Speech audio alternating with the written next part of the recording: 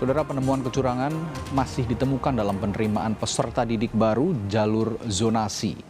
Ratusan calon siswa SMP negeri jalur zonasi di Bogor dicoret dari daftar karena terbukti curang.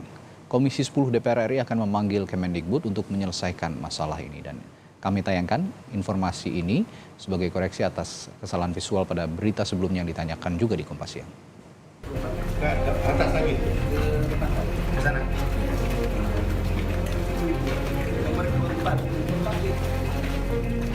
Temuan kecurangan dalam penerimaan peserta didik baru membuat geram anggota DPR RI.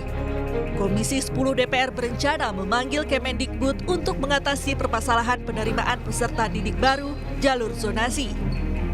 Komisi 10 DPR merinci sejumlah penyimpangan dalam sistem zonasi terjadi, seperti memanipulasi data dan kartu keluarga, serta syarat usia membuat ketidakjujuran bagi calon peserta didik. DPR menilai presentasi jalur zonasi harus dikurangi dari 50% dan dialihkan ke jalur prestasi dan afirmasi. Penyelesaian karut-marut jalur zonasi penerimaan peserta didik baru akan dibahas bersama Kementerian Pendidikan dan Kebudayaan. Nah, kalau kemudian ini juga makin dibiarkan, maka yang terjadi nanti siswa tidak perlu lagi berprestasi, tetapi hanya sekedar mendekatkan diri kepada zona tersebut. Nah, kami mencoba mengevaluasi dan kami sudah meminta dari Kemendikbud untuk segera melakukan evaluasi. Zonasinya dikurangi lagi. Zonasi tetap menurut saya harus ada, kita perbaiki. Kenapa? Karena itu adalah hak juga warga sekitar mendapatkan sekolah yang jaraknya berdekatan. Tetapi prestasi atau kita sebut saja NEM ini juga harus diberikan ruang yang lebih banyak. Tanggapan juga datang dari Sekjen Partai Gerindra sekaligus Wakil Ketua MPR Ahmad Muzani yang menyebut sistem zonasi penerimaan peserta didik baru menimbulkan ketidakadilan. Muzani juga minta pemerintah mengkaji ulang kebijakan ini. 2017 kebijakan ini dikeluarkan. Dalam pandangan kami belum ada suatu terobosan kebijakan Kementerian Pendidikan yang signifikan untuk menyempurnakan kebijakan ini. Artinya apa? Menimbulkan ketidakadilan dan menjadi masalah hari-hari ini.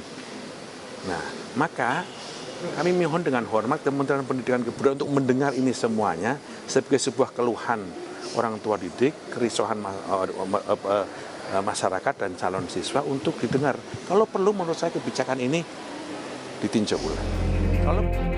Wali Kota Bogor Bima Arya naik pitam usai menerima aduan alamat palsu penerimaan peserta didik baru PPDB sistem zonasi. Sidak digelar dan ditemukan data yang tidak sesuai.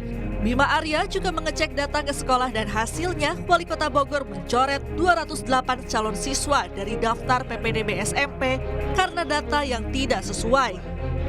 Data dari pendaftar SMP itu ketika tadi siang kami umumkan ada 208 yang kita coret dari daftar PPDB SMP dan ya otomatis urutan di bawahnya akan naik.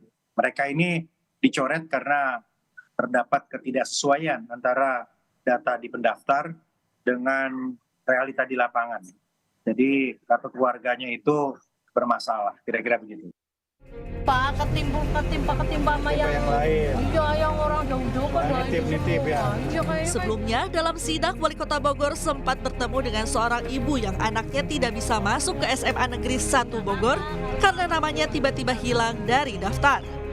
Ya kendalanya ya katanya titik koordinatnya terlalu jauh gitu.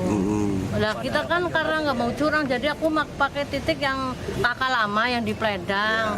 Kalau saya mau curang mah di sini aja. Tapi ya nggak tahu mereka itu pada. Tapi kata itunya nggak kenal, ini nggak kenal kata RT yang di situ. Tapi nama anak ibu sempat muncul nggak? Sempat. Muncul nomor 2 tapi sekarang ketimpa.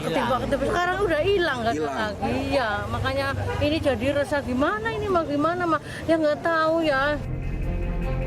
Penerimaan peserta didik baru jalur zonasi punya kuota 50%. Seleksi berdasarkan jarak ini membuat sejumlah calon siswa berbuat curang untuk masuk ke sekolah favoritnya.